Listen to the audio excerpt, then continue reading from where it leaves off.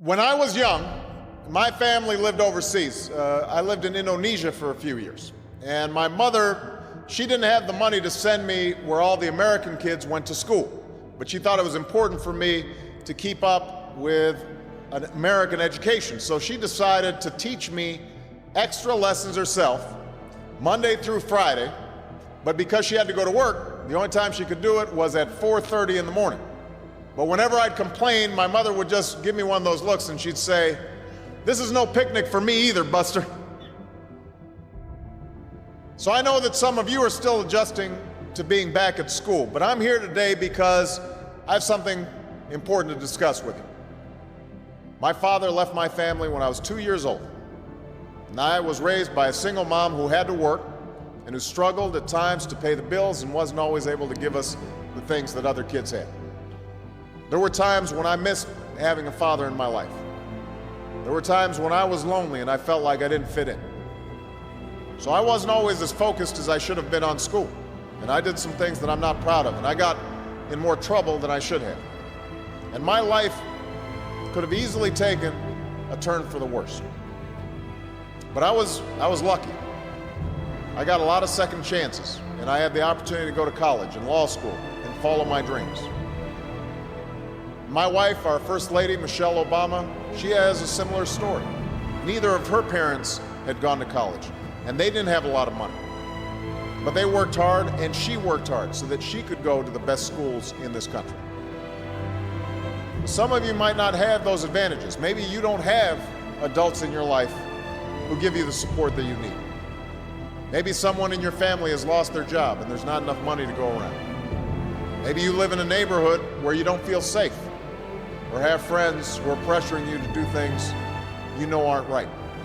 Maybe you could be a great writer, maybe even good enough to write a book or articles in a newspaper, but you might not know it until you write that English paper, that English class paper that's assigned to you. Maybe you could be an innovator or an inventor, maybe even good enough to come up with the next iPhone or the new medicine or vaccine, but you might not know it until you do your project for your science class. Maybe you could be a mayor or a senator or a Supreme Court justice, but you might not know that until you join student government or the debate team. And no matter what you want to do with your life, I guarantee that you'll need an education to do it. You want to be a doctor or a teacher or a police officer? You want to be a nurse or an architect, a lawyer or a member of our military? You're going to need a good education for every single one of those careers. You cannot drop out of school and just drop into a good job.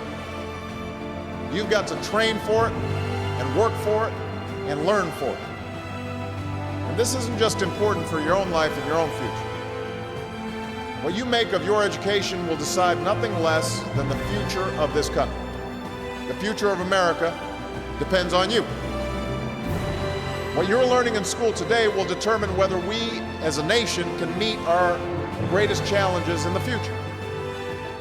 You'll need the knowledge and problem-solving skills you learn in science and math to cure diseases like cancer and AIDS, and to develop new energy technologies and protect our environment. You'll need the insights and critical thinking skills you gain in history and social studies to fight poverty and homelessness, crime and discrimination, and make our nation more fair and more free.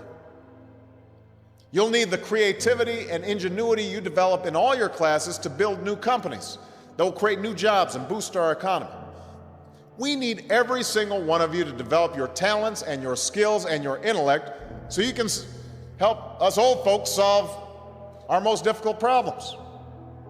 If you don't do that, if you quit on school, you're not just quitting on yourself, you're quitting on your country. Now, I know it's not always easy to do well in school. I know a lot of you have challenges in your lives right now that can make it hard to focus on your schoolwork. I get it, I know what it's like. But at the end of the day, the circumstances of your life, what you look like, where you come from, how much money you have, what you've got going on at home, none of that is an excuse for neglecting your homework or having a bad attitude in school. That's no excuse for talking back to your teacher or cutting class or dropping out of school. there is no excuse for not trying. Where you are right now doesn't have to determine where you'll end up. No one's written your destiny for you. Because here in America, you write your own destiny. You make your own future. That's what young people like you are doing every day all across America. That's why today I'm calling on each of you to set your own goals for your education and do everything you can to meet them. Your goal can be something as simple as doing all your homework, paying attention in class, or spending some time each day reading a book. Maybe you'll decide to get involved in an extracurricular activity or volunteer in your community. Maybe you'll decide to stand up for kids who are being teased or bullied because of who they are or how they look. Because you believe, like I do, that all young people deserve a safe environment to study and learn. Maybe you'll decide to take better care of yourself so you can be more ready to learn. But whatever you resolve to do, I want you to commit to it. I want you to really work at it. I know that sometimes you get that sense from TV that you can be rich and successful without any hard work. That your ticket to success is through rapping or basketball or being a reality TV star. Chances are you're not going to be any of those things. The truth is, being successful is hard. You won't love every subject that you study. You won't click with every teacher that you have. Not every homework assignment will seem completely relevant to your life right at this minute. And you won't necessarily succeed in everything the first time you try. That's okay. Some of the most successful people in the world are the ones who've had the most failures. J.K. Rowling, who wrote Harry Potter. Her first Harry Potter book was rejected 12 times before it was finally published. Michael Jordan was cut from his high school basketball team.